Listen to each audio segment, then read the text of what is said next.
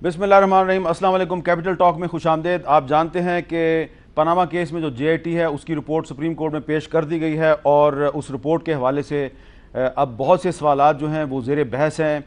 आपको याद होगा कि जब पिछले साल अप्रैल में पनामा केस सामने आया था तो उस वक्त वज़ीर आज़म नवाज शरीफ ने टेलीविज़न पर कौम से खिताब किया था और उस वक्त उन्होंने क्या कहा था, ज़रा सुनें। मेरा अपने आप से ये अहद है कि अगर कमीशन की तहकीकात के नतीजे में मुझ पर कोई इल्ज़ाम साबित हुआ तो मैं एक लम्हे की ताख़ीर के बगैर घर चला जाऊंगा। अब ये जो JIT की रिपोर्ट है इस पे वफाकी हुकूमत जो है उसके कुछ जो वज़रा हैं उन्होंने प्रेस कॉन्फ्रेंस की और इसको उन्होंने मुस्तरद कर दिया है, इसको इमरान नामा करार दिया है। कहा है कि ये JIT रिपोर्ट नहीं है बल्कि ये PTI रिपोर्ट है।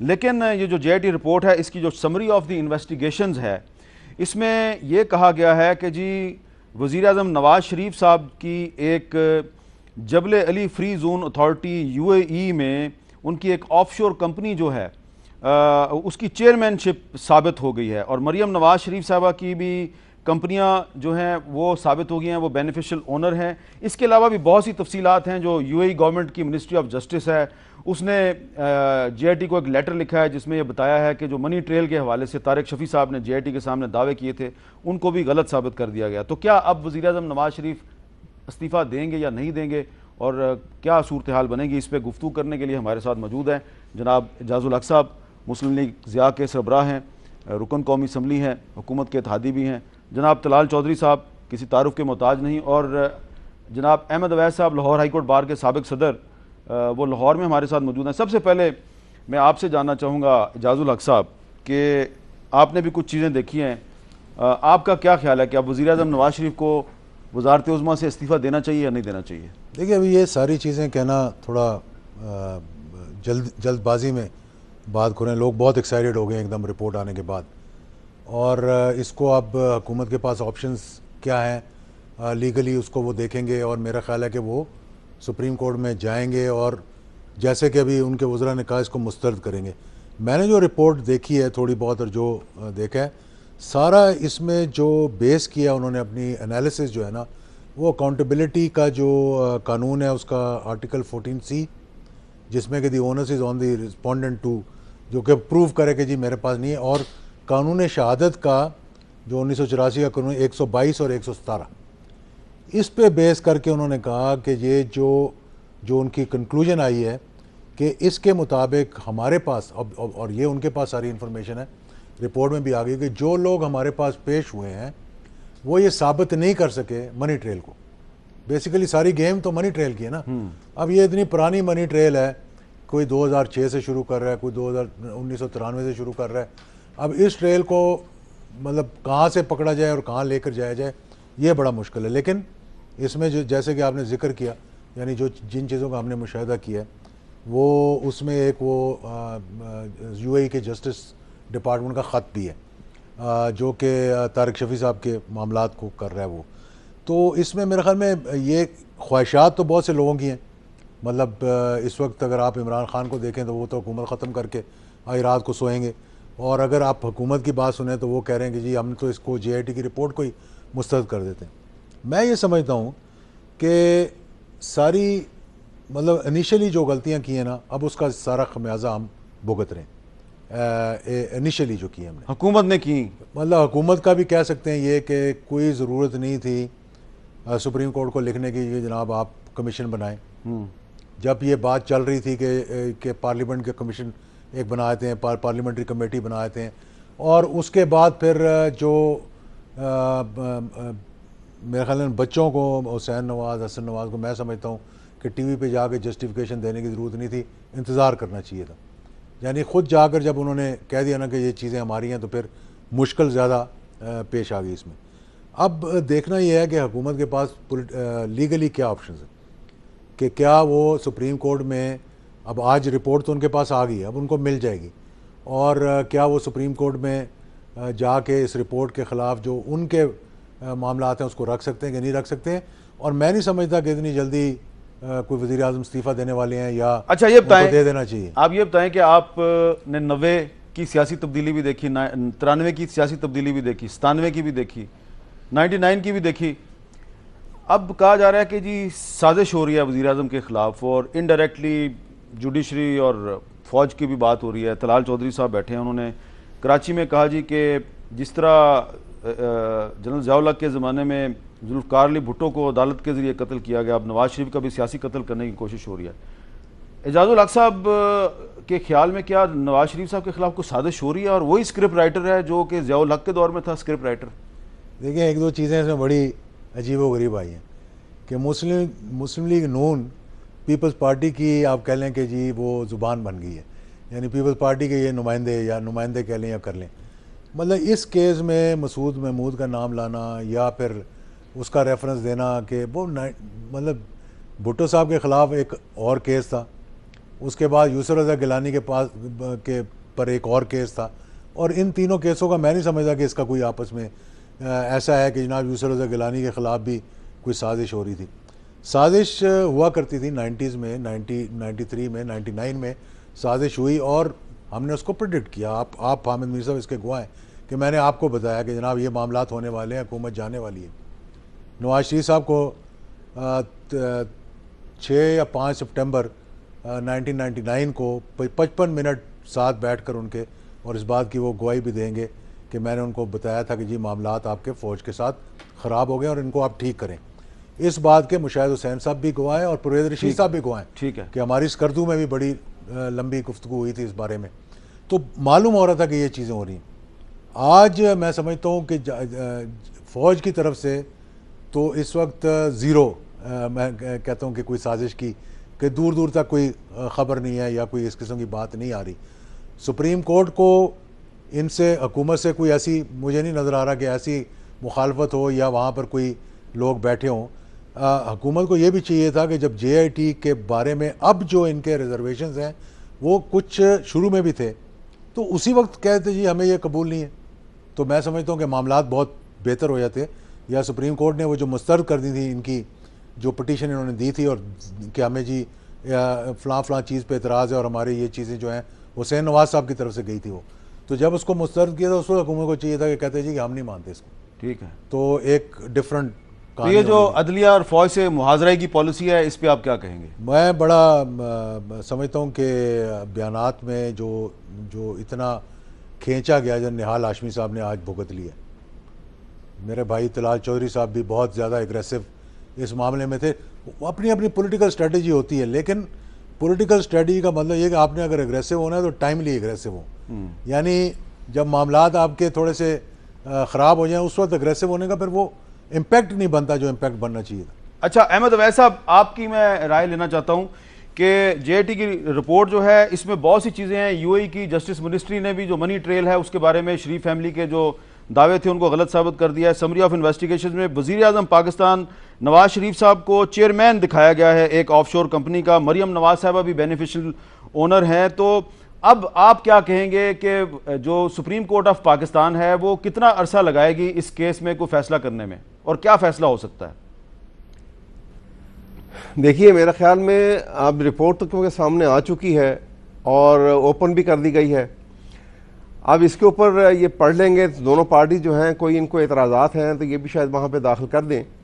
लेकिन मेरा नहीं ख्याल कि बहुत लंबा अरसा नहीं लगेगा अब, क्योंकि एक रिपोर्ट मौजूद है वो पूरी की पूरी, और ये जो एतराज़ात हैं इसको भी किसी सब्सटेंशियल एविडेंस के साथ इनको साबित करना पड़ेगा कि ये गलत फाइंडिंग दी गई है। तो मैं समझता हूँ कि मामलात जो हैं एक महीने से ज़्यादा, एक डेढ़ महीने से ज़्यादा आगे नहीं चलेंगे इसमें मामला। ये अब इसका और तवालत जो है बड़ा मुश्किल होगा इनके लिए करना इसको।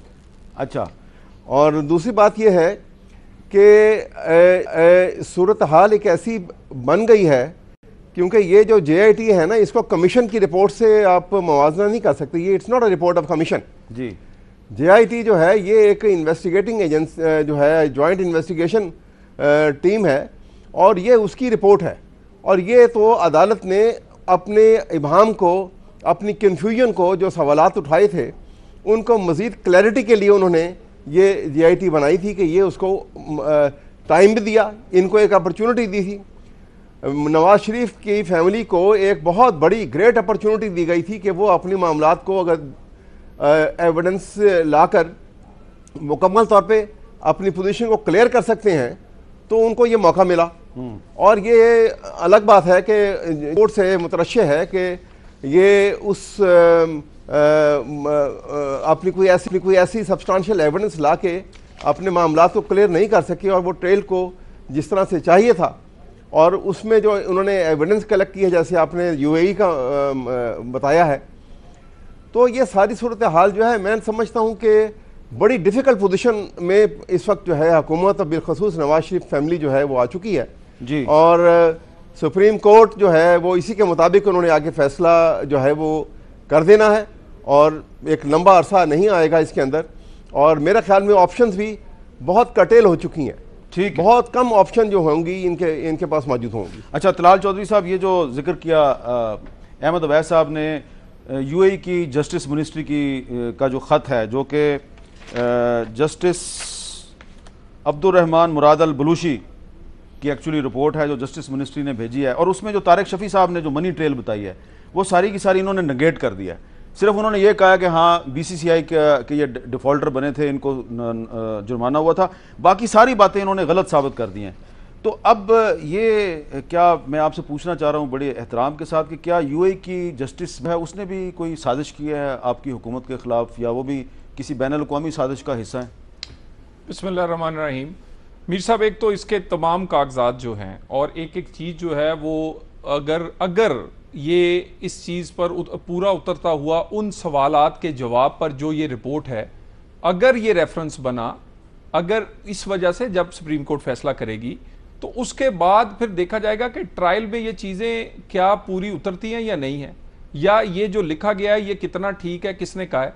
अगर ये सारी चीज़ें थी तो पहली जो उनकी इन्वेस्टिगेशन थी उसमें उन पर दबाव डाला गया, हमने सुप्रीम कोर्ट में कहा, और आखिरी में मीर साहब मैं आपसे अर्ज करूं, उनके सामने हाथ भी जोड़े हैं किसी जीआईटी के मेंबर ने, अच्छा, कि आप वादा माफ गवाह बन जाएं, आप अपना बयान वापस ले लें। कभी प्रेशर डाला जाता है, कभी हाथ जोड़े जाते हैं। अगर इतने मजबूत सबूत थे तो एजाज शफीक साहब को ना जबरदस्ती करनी चाहिए थी, उन पर जोर जबरदस्ती ना उनकी मिन्नत करनी चाहिए थी।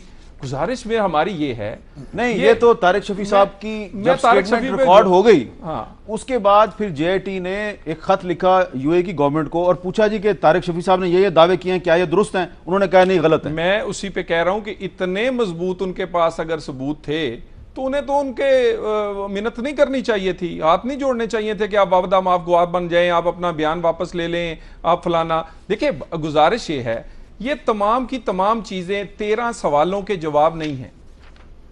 ये 13 सवालों के जवाब से 4 फ्लैट्स के बारे में थे। वो 4 फ्लैट से 40 कंपनियों का बना, 40 खानदानों का बना, 40 साल का बना। और इसको अगर आप देखें तो ये एक इस तरह लगता है स्वीपिंग स्टेटमेंट्स हैं। नहीं, स्वीपिंग स्टेटमेंट आप देखें ना, आप रिकमेंडेशन पढ़ लें। नहीं, रिकमेंडेशन तो आप छोड़ें, समरी ऑफ इन्वेस्टिगेशन में कहा है कि वजीर आजम पाकिस्तान मियां मोहम्मद नवाज शरीफ एक ऑफशोर कंपनी के चेयरमैन हैं और डॉक्यूमेंट्स लगाई गई हैं साथ। मीर साहब, लगता यह है कि इस जेआईटी के बाद के पाकिस्तान में वाहद अगर एक कोई अदारा बना है और वजूद में आया है और पैदा हुआ है वो जेआईटी थी। इससे पहले भी पाकिस्तान में कोई इदारा नहीं था, ना टैक्स वाला था, ना कोई मेरी गुजारिश, ये इदारा सुप्रीम कोर्ट ने बनाया और वजीर आजम पाकिस्तान जिस ऑफशोर कंपनी के चेयरमैन है उसका नाम है FZE कैपिटल UAE बाय जबल अली फ्री जोन अथॉरिटी। मैंने कहा मीर साहब, गुजारिश ये है, ये लगता ये, मैं उसी पे आ रहा हूं, मैं आपका सवाल का जवाब जरा सुने तो सही।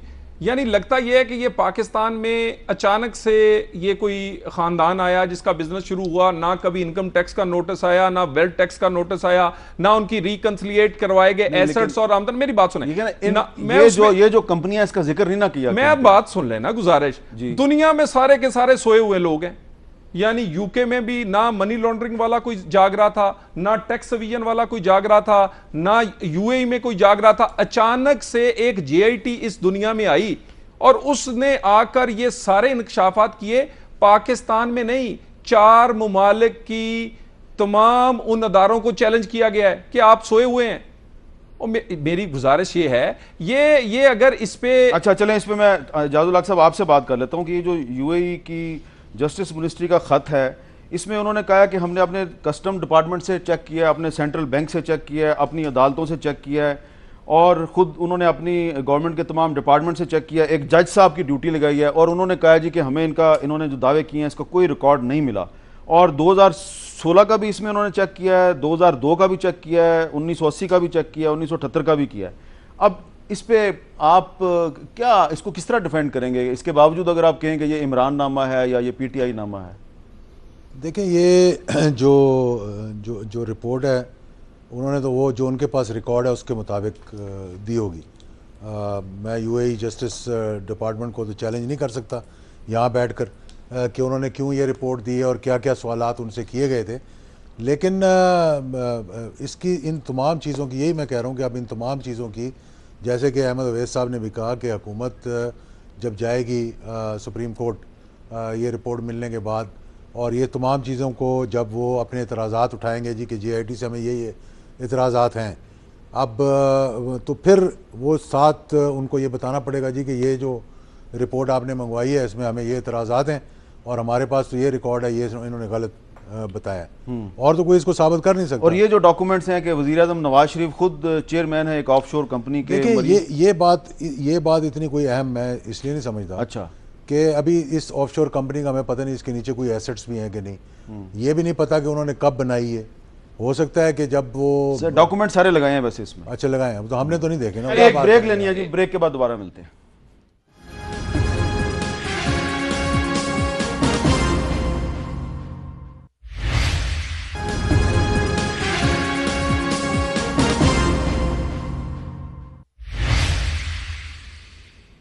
वक्फे के बाद कैपिटल टॉक में दोबारा खुशामदीद। अच्छा अहमद अवैस साहब, आपका क्या ख्याल है कि अगर एक पाकिस्तान का सिटिंग वजीर आजम जो है उसके बारे में डॉक्यूमेंट्स ऐसी सामने आ जाएं कि वो एक यूएई में एक ऑफशोर कंपनी का वो चेयरमैन है और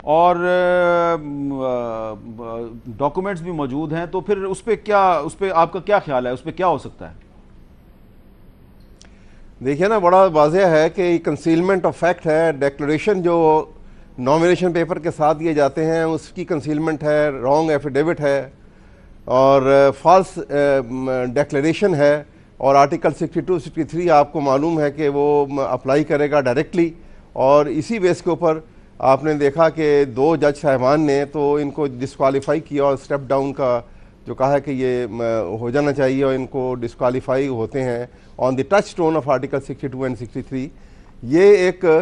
यही सबसे बड़ी बात होगी। और इसके बाद अगला स्टेप है, जैसे रेकमेंड किया है इसके अंदर उन्होंने, अब उसके बाद अदालत ने अपना हतमी फैसला देना है कि उन्होंने कहा है कि ये नैब को इनको सबको रेफ़र किया जाए फॉर क्रिमिनल ट्रायल।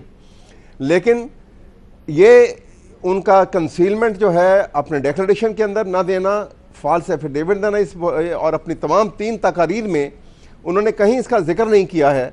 तो ये बातें जो हैं ये उनको सादिक और अमीन की जो डिफ़ाइन किया गया है और जो एक कदगन लगाई गई है मेंबर पार्लियामेंट के लिए, ये पूरी तरह उसको इनके ऊपर अप्लाई होगा और यही बुनियाद बनेगा मैं समझता हूँ इनकी डिस्क्वालिफिकेशन का immediately by the Supreme Court of Pakistan. जी तलाल साहब, ये कंसीलमेंट ऑफ फैक्ट्स जो है ये क्या आर्टिकल 62 और 63 की खिलाफवर्जी नहीं है?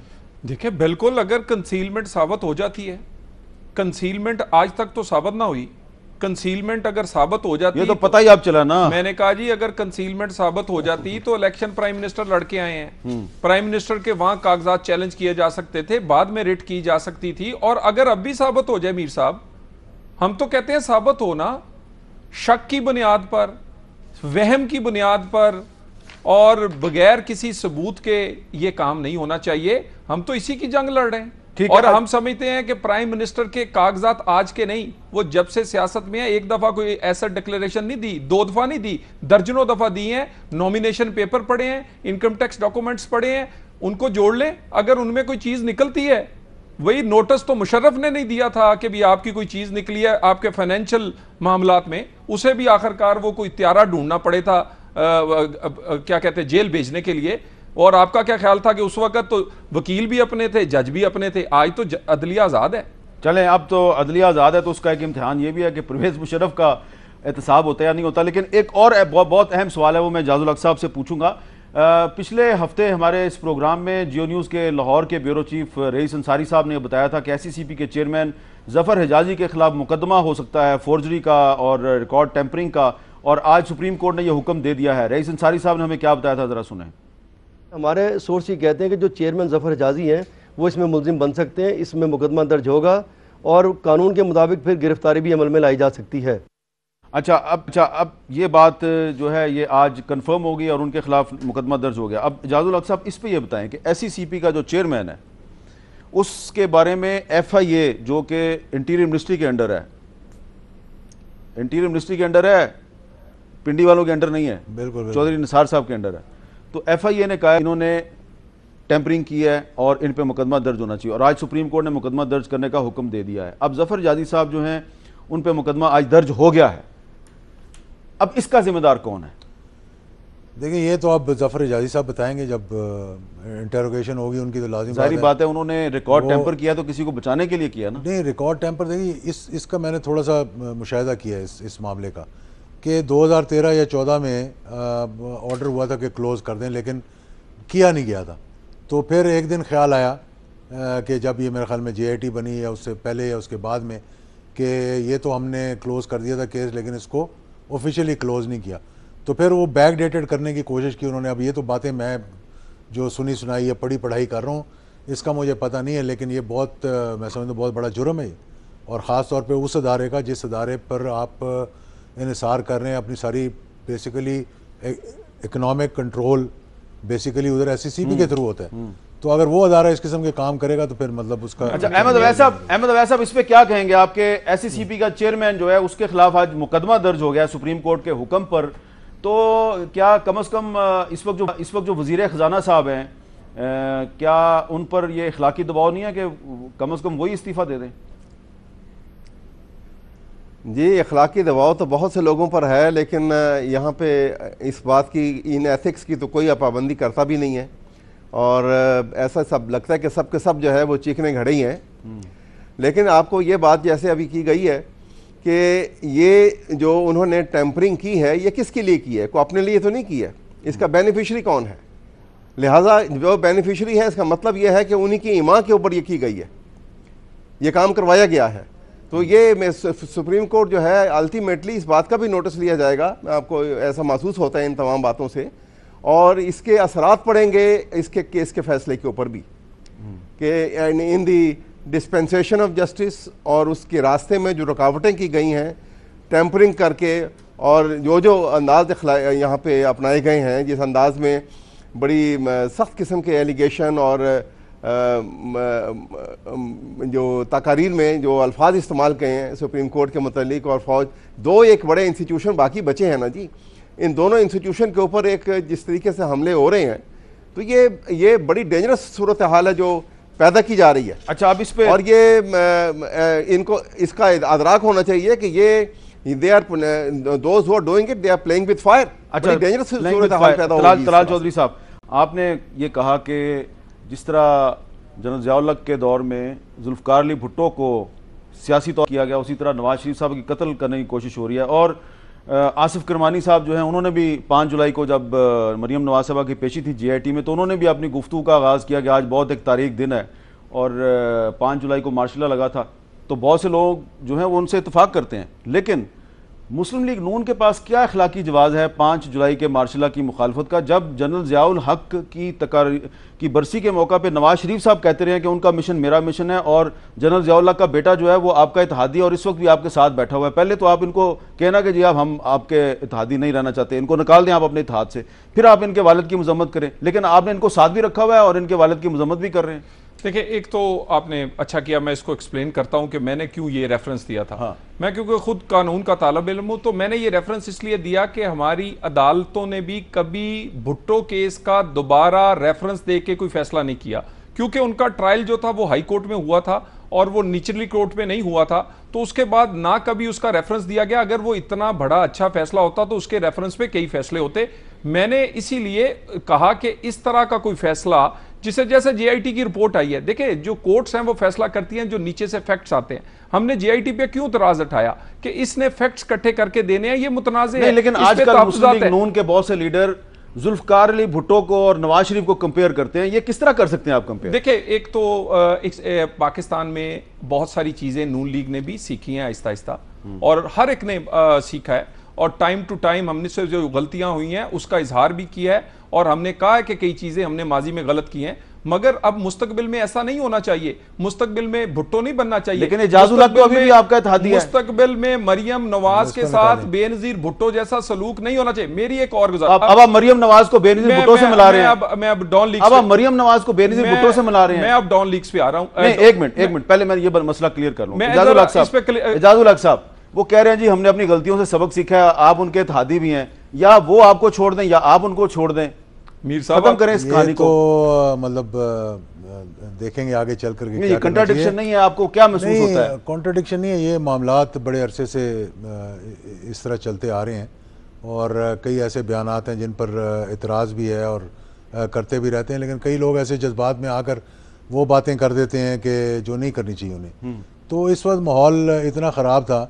मैंने जिस दिन आपको मालूम है कि मैंने आपसे भी बात की थी उस दिन मेरे ख्याल में, कि वो इनके जो हैं करमानी साहब ने आकर वहाँ कोई तुक ही नहीं बनता था कि आप 5 जुलाई का जिक्र करें वहाँ पर, और फिर आप जनरल ज़ियाउल हक के बारे में इस किस्म की ज़ुबान इस्तेमाल करें कि जब मैं उनका इत्तेहादी हूँ। उनकी मतलब ये मैंने कहा साजिश इसलिए है कि ये चाहते हैं कि जहाँ इतने लोग मुखालिफ बोल रहे हैं अब एक और जो है हमारे मुखालिफ बोले, लेकिन मैं सब्र और तहम्मुल से अच्छा ये बताएं कि अगर 5 जुलाई 1977 को ज़ियाउल हक मार्शल ना लगाते, क्या नवाज शरीफ आज वज़ीर आज़म होते? नहीं, देखें ये तो तारीख आपके सामने है, मैं ये नहीं कहता होते। मैंने तो उस दिन कहा था कि ये वहीं से तो इनकी कैरियर स्टार्ट हुआ था। ये तो किसी को शक वाली बात नहीं, खुद भी मानते रहे भाई। 1989 से लेके 1999 तक कोई एक बरसी मुझे बता दें जिसमें नवाज शरीफ साहब ना आए हो, एक बता दें मुझे। अच्छा तलाल चौधरी साहब आप ये बताएं, how can you compare general Ziaul हक with General Qamar Javed Bajwa and how can you compare Nawaz Sharif with Zulfikar Ali Bhutto? अच्छा ये एक तो मीर साहब बात ये है कि फिर एक दफा मार्शल लगा था 1999 में, और फिर जलावतन भी किया, डिस्क्वालीफाई भी किया, उम्र कैद भी दी, लेकिन नवाज शरीफ अवामी मैंडेट के साथ अल्लाह की मेहरबानी से मेरी तारीख ने नवाज शरीफ को मौका दिया कि 1999 में जिस शख्स ने मार्शल लगाया था सुप्रीम कोर्ट के हुक्म पे, उसका ट्रायल शुरू हुआ आर्टिकल 6 के तहत। तारीख ने नवाज शरीफ को एक मौका दिया, लेकिन नवाज शरीफ ने कंप्रोमाइज करके उस शख्स को पाकिस्तान मीर साहब हम कभी एटमी धमाके की, कभी मुशर्रफ को ट्रायल उसमें लाने की, कभी सीपेक बनाने की तो ये भुगत रहे हैं। और मीर साहब आप इतने सादा नहीं हैं, आपको इन मामलात का पता है। ये नवाज शरीफ के खिलाफ कभी धरना 1, कभी धरना 2, और ये 3 का अगला मैं आपको फेस बता देता हूं। ये आज जिन्होंने इस्तीफे का मुतालबा किया है, ये कल या परसों कहेंगे कि हम जलसे डालेंगे, उसके बाद कहेंगे हम नवाज शरीफ के घर के बाहर आएंगे। मेरी बात सुने, जो धरना 1 हुआ था वो राहील शरीफ साहब के जमाने में हुआ था, ठीक है, वो एक्सटेंशन मांग रहे थे, वो प्रेशराइज भी कर रहे थे आपको, उनको तो आपने प्राइस पोस्टिंग दे दी, सऊदी अरब भिजवा दिया। आप बताएं कि कमर जवेद बाजवा साहब पे अब आपको क्या शक है, उसका क्या सबूत है? देखिए मैंने आपके इस प्रोग्राम में एक दफा नहीं 2-3 दफा कहा कि अदारों ने मैच्योर बिहेव किया है पाकिस्तान में। पाकिस्तान में कठपुतलियों का रोल तो सबसे ज्यादा सियासतदान अंपायर खुद घर से। अच्छा जरा मैंने ब्रेक लेनी है, लेकिन जल्दी से एजाजुल हक साहब ये बताएं कि क्या मौजूदा आर्मी चीफ किसी साजिश में शरीक है? बिल्कुल नहीं, बिल्कुल नहीं, बिल्कुल नहीं। मतलब देखिए अभी तो उनका हनीमून पीरियड पूरा नहीं हुआ यार। मैं फौज के साथ थोड़ा बहुत ताल्लुक है, अभी वो चीफ बने, अभी सारी फॉर्मेशन में नहीं गए, अभी उन्होंने अपनी जो अपॉइंटमेंट्स करनी है अपने मुताबिक अपने वो नहीं की। उन्होंने रद्दुल फसाद शुरू किया हुआ है, ज़रब अज़ब शुरू है, यहाँ टेररिज्म है बलूचिस्तान। क्या सुप्रीम कोर्ट साजिश कर रही है? सुप्रीम कोर्ट का देखिए, अगर हम सुप्रीम कोर्ट को कहेंगे वो साजिश कर रही है तो फिर तो इन्ना लिल्लाहि व इन्ना इलैहि राजिऊन। मीर साहब अच्छा तो मैंने एक ब्रेक लेनी है जी, ब्रेक के बाद दोबारा मिलते हैं।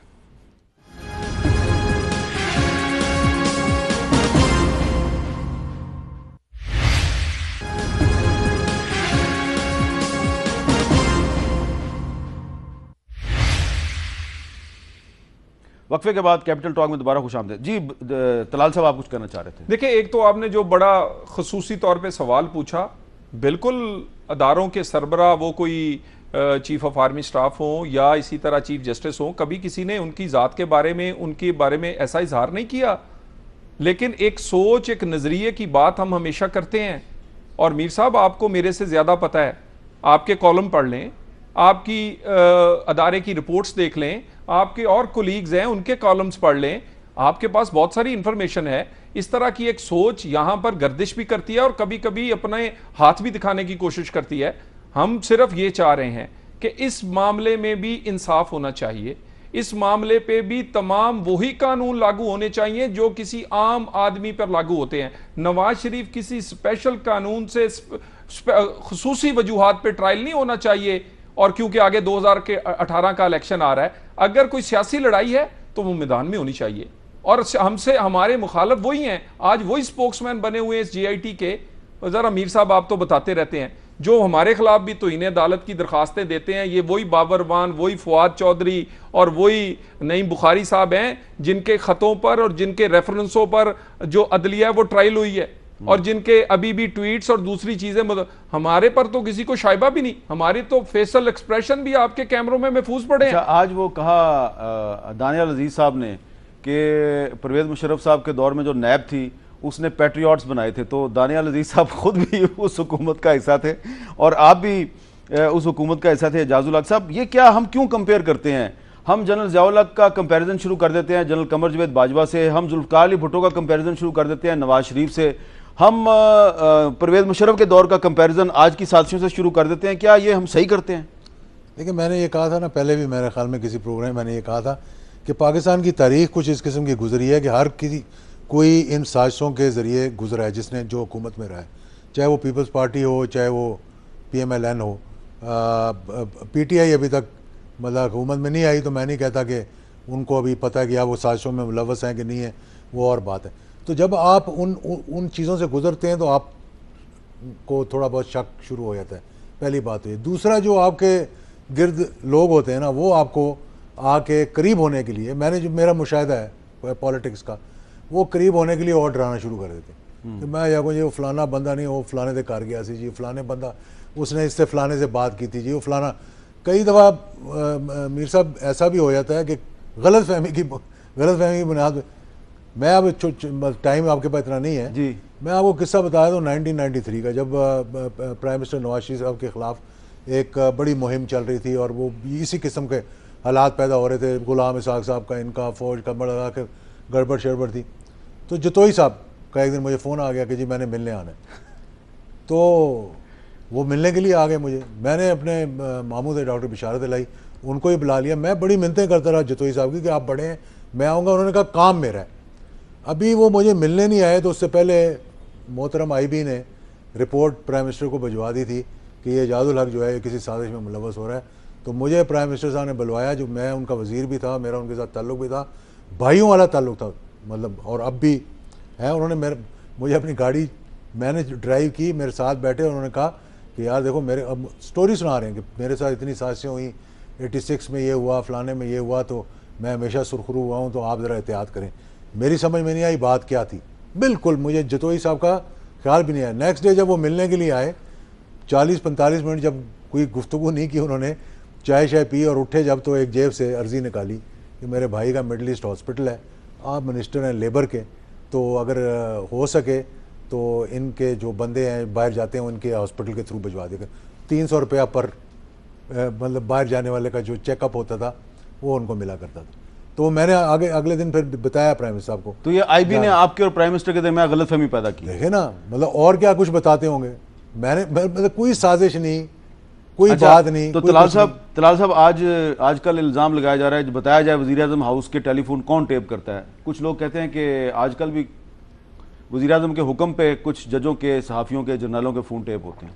देखिए, एक तो पाकिस्तान में मीर साहब कानून है और उस कानून को वज़ीर-ए-आज़म इजाज़त दे सकते हैं किसी को भी, अगर किसी का टैपिंग करनी हो तो ये वज़ीर-ए-आज़म का इख्तियार है और ये तो रिकॉर्ड का हिस्सा हो सकता है। मगर जो लोग वज़ीर-ए-आज़म हाउस की टेक्निकल मीन्स, वो कोई ख्वाब इस्तिखारा नहीं हो सकता, वो कोई इल्हाम नहीं हो सकता, वो टेक्निकल मीन्स टैपिंग है, बगिंग है, वो या आप उनके पीछे जाते हैं 24 घंटे, और वो आप प्राइम मिनिस्टर ऑफिस की नहीं कर रहे, हाउस की कर रहे हैं। हाउस उसका घर है जहां वो प्राइवेटली रह रहा है। काइंडली गुजारिश ये है, कहीं किसी जगह पर कोई इख्तिताम की वो लाइन भी होनी चाहिए, कोई रेड लाइन भी होनी चाहिए। आप इस मामलात को अगर हम बड़ा सादा लें कि कोई बात नहीं जी वजीर आजम का हाउस, तो फिर तो इसका मतलब है जो आपने सवाल किया है वो तो फिर सबका होना चाहिए। लेकिन मेरा ख्याल है रूल्स एंड रेगुलेशंस के तहत कुछ अदारों को भी चलना चाहिए, और अगर कई अदारे जो हैं वो इस काम के लिए बने हैं कि नेशनल सिक्योरिटी और इंटरनल सिक्योरिटी के मामलात, अगर उनमें कोई इंडिविजुअल गलत इस्तेमाल कर रहा है तो फिर मेरा ख्याल नहीं होना चाहिए। अदारों को खुद उसके अंदर अपने आप को मामलात को देखना चाहिए। और जाजुल हक साहब, आपको क्या नजर आ रहा है, इंतखाबात अपने टाइम पे होंगे या पहले होंगे या नहीं होंगे? मेरा ख्याल है इंतखाबात तो टाइम पे ही मुझे नज़र आ रहे हैं। इंतखाबात टाइम में होंगे और मेरा ख्याल है कि PMLN जो है वो मार्च जबकि सेनेट के इलेक्शंस होने हैं, वो एक बहुत बड़ा प्लस है PMLN के लिए। तो इनको तमाम अपने लीगल वसाइल इस्तेमाल करने चाहिए, अपने इत्तेहादियों को एतमाद में लेते हुए कि मामलात को आगे किस तरह लेकर चलें। इत्तेहादियों को एतमाद में लेना, इत्तेहादियों को नाराज ना किया करें। देखिए, पहले भी बहुत सारे ऐसे कई लोग इत्तेहादी नहीं भी हैं कौमी असम्बली में, मगर सीनियर पॉलिटिशियंस हैं, उन्हें एतमाद में पहले भी लिया जाता है। और मेरा ख्याल है जितने पार्लिमानी लीडरों की मुलाकातें अब वजीर आज़म या स्पीकर या दूसरे मामलात में होती हैं, वो पहले नहीं हुआ करती थी, क्योंकि हम तो कलेक्टिव विजडम के आदी हैं। और बाकी इंतखाबात की बात, मीर साहब, हम तो प्राइम मिनिस्टर ने तो कहा है कि किस दिन कोई इंतखाबी मैदान में उतरना है, हमें 17, 18, 16 नहीं, ये हम तो लगातार इस प्रोसेस में रहे, मगर होंगे ये 18 में ही, क्योंकि हम नहीं चाहते कि हमारे मुखालफिन ये कहें कि अचानक आपने करवा दिया। ये जरा तैयारी कर लें। ये अगले दिन प्राइम मिनिस्टर ने चैलेंज किया ना कि आप मैदान में आ जाएं, और हम मैदान में आने के लिए तैयार हैं। तो मुझे उस दिन फिक्र पड़ गई कि आज अभी कहीं इमरान खान साहब या कोई और खड़ा होगा जी आओ जी मैदान में, तो ये ना हो कि असम्बलियाँ फारग करके बोले चलो जी असम्बलियाँ नहीं फारग होनी मीर साहब, ये इमरान खान उस दिन ये चैलेंज कबूल करेंगे अगर उनका ख्याल है नवाज शरीफ किसी की वजह से डिस्क्वालीफाई हो जाए। नवाज शरीफ के होते हुए शायद वो 18 में भी कहें कि ना करवाएं। बहुत बहुत शुक्रिया तलाल चौधरी साहब, जाजुल हक साहब, जनाब अहमद अवैस साहब, आप तीनों का बहुत बहुत शुक्रिया। और इंतखाबात वक्त पे होने चाहिए, हर हुकूमत को अपनी मुद्दत पूरी करने का मौका मिलना चाहिए। और ये जो JIT की रिपोर्ट है, इसमें कोई फैसला नहीं किया गया, ये सिर्फ रिकमेंडेशंस हैं, कुछ फाइंडिंग्स हैं, कुछ तहकीकात हैं। अल्टीमेट फैसला सुप्रीम कोर्ट ऑफ पाकिस्तान ने करना है। और मैं बार बार कहता हूँ, सुप्रीम कोर्ट ऑफ पाकिस्तान जो भी फैसला करेगी उसको कोई माने या ना माने, लेकिन फैसले पे अमल दरामद तो होना है। इजाज़त दीजिए, अल्लाह हाफ़िज़।